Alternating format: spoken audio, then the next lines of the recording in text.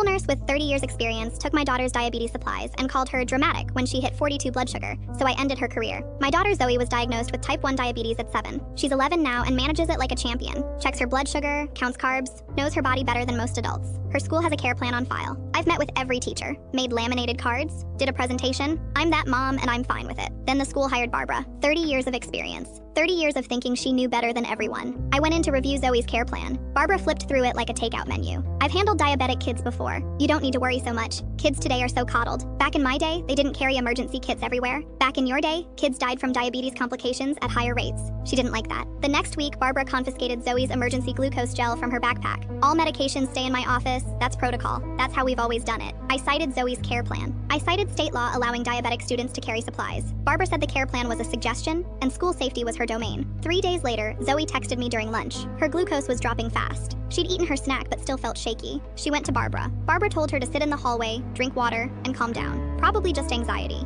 Zoe texted again. Mom, she won't help me. I called the nurse's office. Your daughter is fine, Barbara said. I checked 10 minutes ago. 10 minutes is a long time when blood sugar is crashing. She probably wants attention. Kids today think everything is an emergency. Check her glucose now. I've been doing this 30 years. You need to trust professionals. I was already in my car. When I arrived, Zoe was in the hallway, pale, sweating, barely conscious. Barbara stood over her saying, "Take deep breaths. You're being dramatic." I pushed past her and gave Zoe the emergency gel from my purse. Checked her monitor. Below 54 is dangerous. Below 40 causes seizures. I was about to handle it, Barbara said. You were about to let her collapse. Paramedics confirmed severe hypoglycemic crisis. 5 more minutes could have caused a seizure. They asked why she wasn't given emergency supplies sooner. Barbara said there was a miscommunication. That night, Zoe asked why the nurse didn't believe her. I didn't have an answer. Next morning, I brought the principal Zoe's glucose logs, the care plan with Barbara's signature, and the ER report. He said he'd speak with Barbara about protocols. I said I wanted to address the school board. He said that seemed extreme. I said my daughter almost dying because a nurse called her dramatic was more extreme. The board meeting was standing room only. Turns out Barbara had dismissed 6 other families.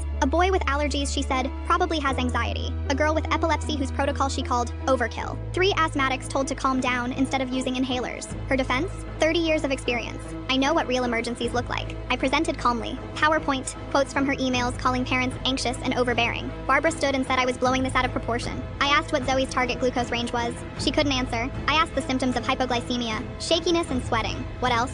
She didn't know. I asked the emergency protocol for a diabetic student in crisis. I'd have to check the file. Maybe check it before deciding a child is being dramatic. 30 years means nothing if you stop learning. The board voted unanimously to investigate. Barbara was placed on leave. She took early retirement, told people she was forced out by entitled parents who think they know more than professionals. The school now requires updated training for chronic conditions. Diabetic students can carry their own supplies. In writing. Zoe asked if Barbara got in trouble. I said she got exactly what she earned. Zoe said good. I agreed.